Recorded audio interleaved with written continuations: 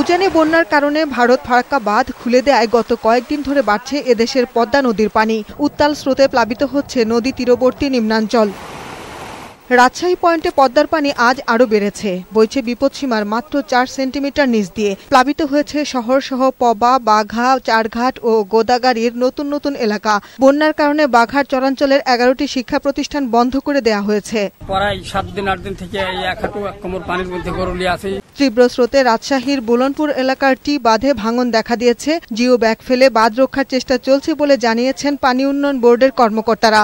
চাঁপাইনবাবগঞ্জে বন্যার পানি বিপদসীমা থেকে মাত্র 7 সেন্টিমিটার নিচে। সদর ও শিবগঞ্জ উপজেলার 8 ইউনিয়নে পানিবন্দী হয়ে পড়েছে প্রায় 10,000 মানুষ। দুর্গত এলাকায় বিশুদ্ধ পানির সংকট দেখা দিয়েছে। কুষ্টিয়ায় পদ্মার পানি আশঙ্কাজনকভাবে বাড়লেও এখনও বিপদসীমার 17 সেন্টিমিটার নিচে রয়েছে। প্লাবিত হয়েছে দৌলতপুরের চিলমারি ও রামকৃষ্ণপুর ইউনিয়নের কয়েকটি গ্রাম। পানিবন্দী রয়েছে কয়েক হাজার মানুষ। ভেড়ামারায় বন্যা দুর্গত এলাকায় ত্রাণ বিতরণ করেছেন তথ্যমন্ত্রী হাসানুল হক ইনু। অভিন্ন নদীর পানি সারা বছর আটকে রাখা এবং বন্যার সময় গেট খুলে পানি ছেড়ে দেওয়াটা অনৈতিক বলে মন্তব্য করেন তিনি।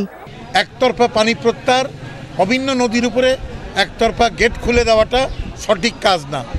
এই ব্যাপারে আমাদের যে ক্ষয়ক্ষতি হয়েছে তার হিসাব করে আমরা ভারতীয় কর্তৃপক্ষেরও দৃষ্টি আকর্ষণ করব। তীব্র স্রোতে ভাঙন অব্যাহত রয়েছে শরীয়তপুরের জাজিরা, নড়িয়া ও ভেদরগঞ্জে। নদী তীরবর্তী লোকজনদের নিরাপদ স্থানে সরে যাওয়ার নির্দেশ দিয়েছে প্রশাসন। ডেস্ক রিপোর্ট, বৈশাখী সংবাদ।